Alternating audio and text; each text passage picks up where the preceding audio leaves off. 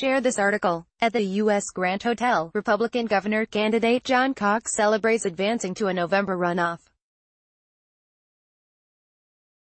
Photo by Chris Stone. With primary election ballots still being tallied across the state, things are looking good for the California Republican Party. That is, not catastrophically bad. It may be as close to good as the state's second biggest political party can hope for in California in 2018. Assuming preliminary results hold, both Democrats and Republicans fought to a virtual standstill on Election Day, avoiding the nightmare scenarios that political insiders had been fretting about for months. Republicans made it into the top two spots in some of the most important contests for statewide office. That includes a decisive second-place finish by San Diego businessman John Cox, who will go on to face Democratic Lt.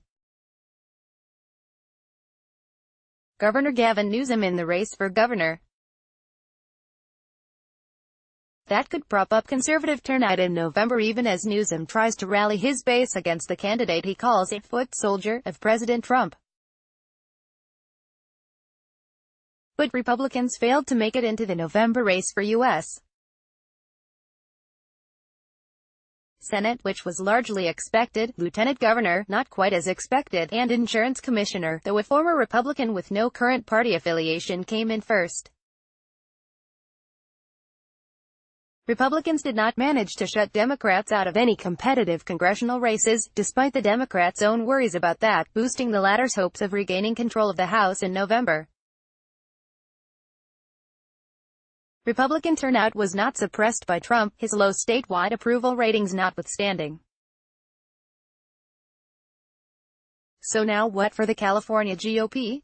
They're looking to charge up the base in 7 key congressional districts, said Mike Madrid, referring to 7 Republican-held districts in which a majority of voters supported Democratic presidential candidate Hillary Clinton in 2016. In California Republican politics, that's about all you can consider a victory at this point. Madrid is a Republican political consultant who worked for Antonio Villaraigo's gubernatorial campaign and is sharply critical of the party under Trump. A Republican hasn't been elected to any of the statewide constitutional offices or the U.S. Senate since 2006. Party registration has been sliding ever since, dipping below the share of voters without a party affiliation earlier this month. Republicans may have placed second in a number of statewide races this time, but if recent trends continue, that merely forestalls defeat in November. At last count, the various Democratic candidates for governor cobbled together more than 60% of the vote, compared to less than 40% for the Republicans. In the Attorney General's race, where Republicans also managed to avoid a shutout, incumbent Xavier Becerra leads retired Judge Stephen Bailey, who placed second, by 20 percentage points.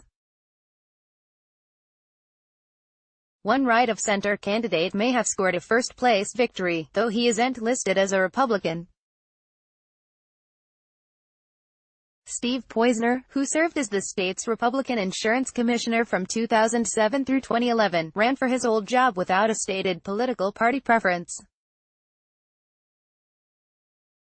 The lack of an R next to his name may have helped. "We understand that we're the underdogs," said state party chairman Jim Brulte.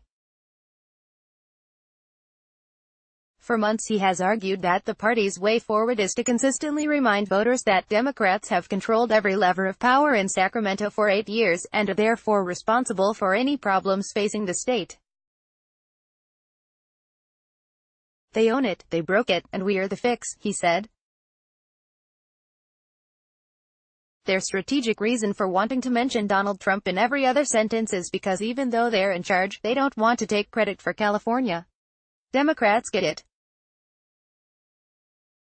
"It's going to be Trump, Trumpism and the resistance," said Newsom spokesman Nathan Click, describing the campaign ahead. In his speech on election night, Newsom described Cox as a foot soldier in Trump's war on California. Cox responded in his own speech the same night, "It wasn't Donald Trump who made us the highest tax state in the country. It was Gavin Newsom and the Democrats, hammering Democrats on taxes, particularly on the recent increase in the state's gas tax, will be a central talking point for Republicans in the coming months. In one unequivocally good piece of news for the state's GOP in this election, voters overwhelmingly opted to fire Josh Newman from his state Senate seat in Orange County.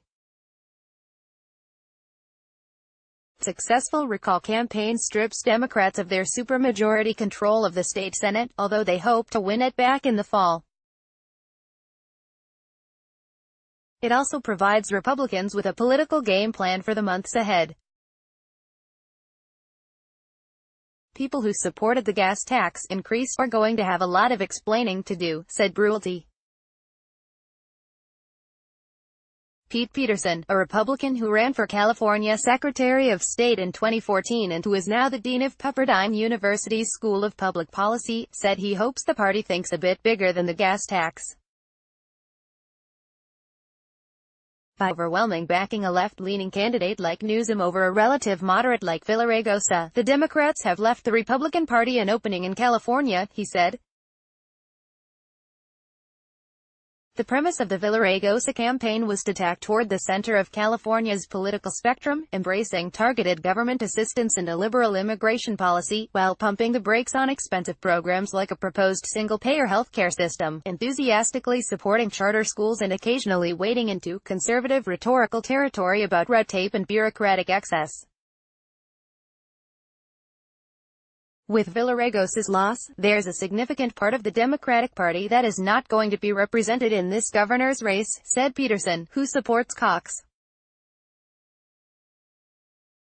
So the question I have for Republicans is, do you see that as an opportunity? Madrid says it's too late.